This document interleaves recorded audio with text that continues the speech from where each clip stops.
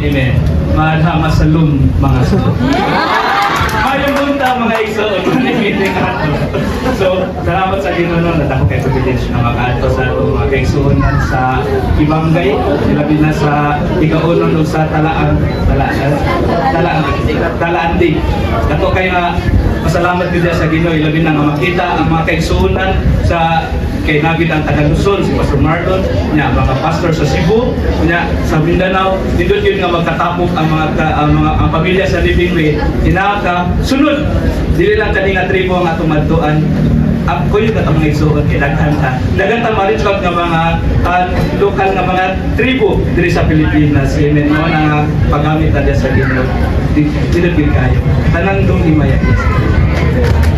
Salamat sa Ginoo no nga nakauban ko nga to sa Bukidnon. It's truly a privilege to serve God's people.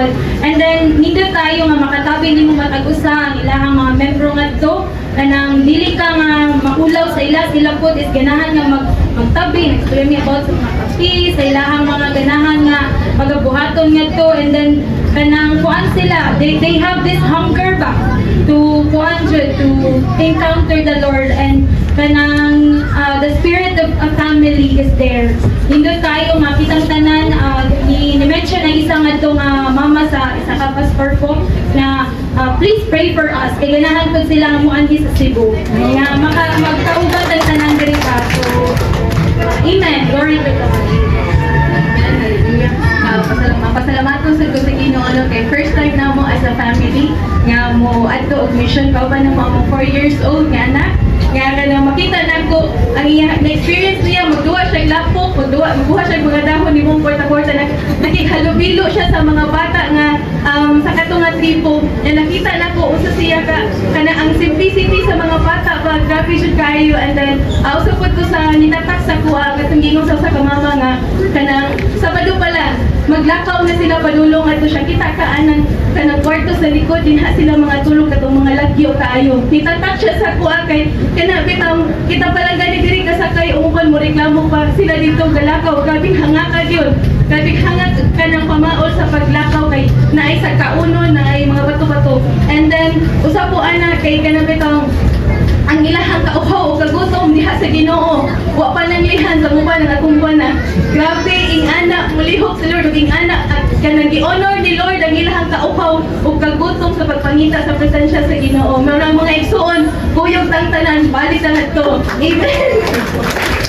Amen, praise God. Sinagutin na nila ang tanang mga igsoon sa sige bye. Sa Ginoo nila, it's truly a privilege na may mong part sa team. Unya, ang pagbuhat ng dito, ang paglakaw, ug lagyo, ang pagsakay, wala jud nawala ang kapoy pag adto na namo paghalubilo sa mga kanang mga tribo dito nga nag-expect ko nga ang some of them kay nag-wear og kanang mga sanina nila ba pero kanang dili ay kanang ning adapt sila and they really fun bitaw nakikuan sila brag nakiisa sa amo or nato bitaw so salamat kay sa Ginoo to be able to immerse ourselves dito for quite some time nya kanang nindot kaayo gyud ang kanang maayo gyud kay ang Ginoo nya padayon nato sila nga iampo mga igsoon kay daghan pa ang reach out ni Lord nga mga tribes dito and the rest of Philippines God glory to God.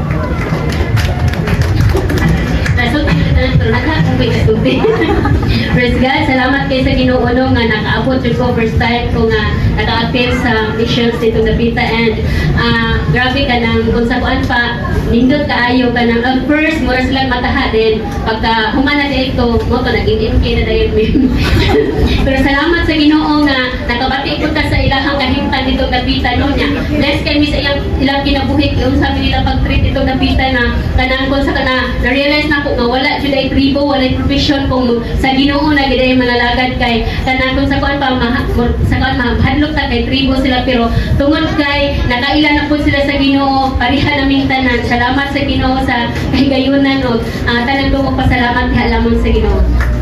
And praise God. So opportunity po nga ma-part ko sa team nga nato dito sa local missions, and it was my first time as well. So grabe kayo ang privilege na yun.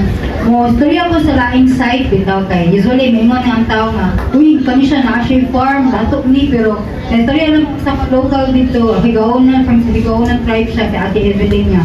Imo siya nga lisod kayo dinhi kay kung magtanong ka papaabot pagka 3 months niya siya kay naog siya dito sa city bitaw kay para magkuan siya kanang magtrabaho dito niya, mag-stay in siya niya.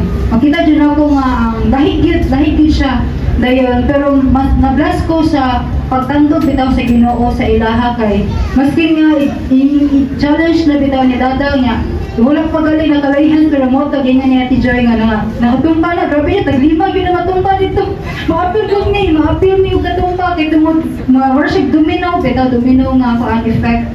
So mo to siya dayon sa paman. Lablas po kayo ko sa bukid. Maganda akong akong pictures dito. Dagang dyan kayo mga kanang pictures sa bukid. Kaya grabe dyan kayo ang landscape dito. So, dili makita nyo sa Cebu. Dili nyo makita dito ang mountain ranges. Ang landscape, maskin sa ilahang pagpananong, crops nila. Hindi dyan kayo ang landscape dito.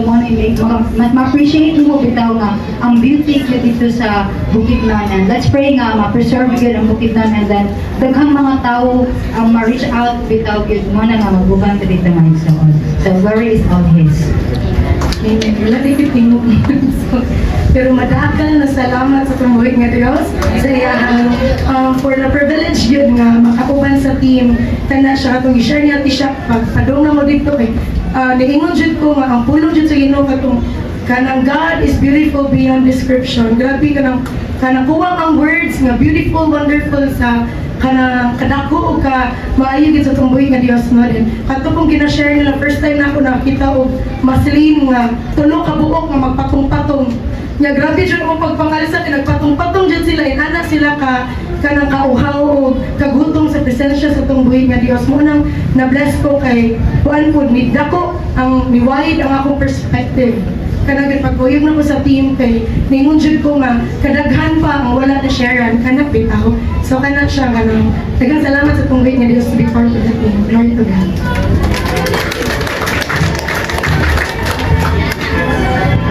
Praise God. Salamat mga anak. Encouraging everyone to please join the next trip. Siguro na atay mo on kay na naghangiyod nga isa ka doctor basig maghimo kag pre-clinic one of these days or maybe next year. So, pray ta niya. Ang bukid noon, ginganlan na nila New Zealand sa Philippines kaya nakikita mo yung landscape.